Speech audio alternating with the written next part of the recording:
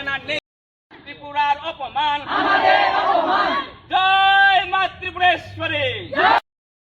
চলবে না, চলবে না, চলবে না, চলবে না, চলবে না। আমাদের কলেজের নাম রাষ্ট্রীয় সংস্কৃত সংস্থান, আর এটা একলব্য ক্যাম্পাস। এটা এমএচআরডি দ্বারা পরিচালিত। এটা একটা সেন্ট্রাল ইউনিভার্সিটি। এখানে বিভিন্ন ক্ষেত্রের মানুষ আসে, বিভিন্ন রাজ্যের মানুষ আসে, আর এখান থেকে এসে আমাদের এখানে তারা যথেষ্ট নির্যাতন করছে। অন্য কোনো স্টেটের নির্যাতন করছে না শুধু। আর উড়িষ্যার সবাই মানে আমাদের যে আন্দোলন, এটা আমরা এন্টি উড়িষ্যাও না, এন্টি উড়িয়াও না। আমাদের আন্দোলন হচ্ছে যে সব বা যারা স্টুডেন্টরা বা টিচাররা আমাদের এইভাবে করেছে, হেনস্থা করেছে, আমাদের ত্রিপুরাকে গালি দিয়েছে, ত্রিপুরার মানুষকে গালি দিয়েছে, আমরা তাদের বিরুদ্ধে লড়াই। কারণ ত্রিপুরার গালি আমাদের সবাইয়ের গালি। যে মাটি আমাদের জন্ম দিয়েছে, যে মাটি আমাদের এখানে মানুষ করেছে, যে মাটি অন্ন বস্ত্র বাসস্থান দিয়েছে, তার অসম্মান আমরা কোনো মতে সহ্য করব না। কি নিয়ে দরবারটা হয়েছিল?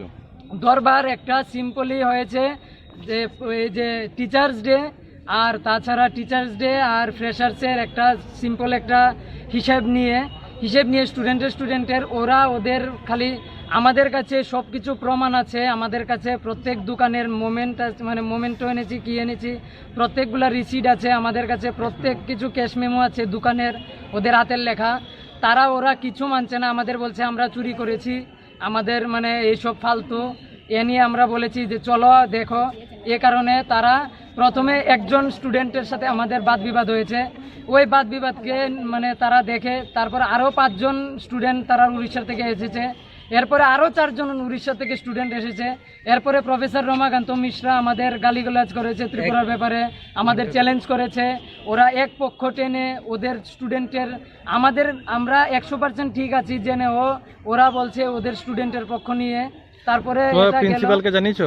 প্রিন্সিপাল আমাদের তখন ছিল না, উনি কালকে এসেছেন, কালকে সন্ধ্যার সময় উনি এসেছেন, আর আজকে কলেজে প্রথম এসেছেন, তাই আমরা আজকে ওনাকে বলেছি। তাছাড়া উনি কি দিয়েছেন সদুত্তর? উনি কি বলেছেন আমরা দেখব। উনি আমাদের দাবি 3টা। প্রথম দাবি হলো যে আমাদের ত্রিপুরাকে অসম্মান করেছে এই 3 টিচারের অতি সত্বর একদিনের মধ্যে, আজকের মধ্যেই ত্রিপুরার মাটি ছাড়তে হবে।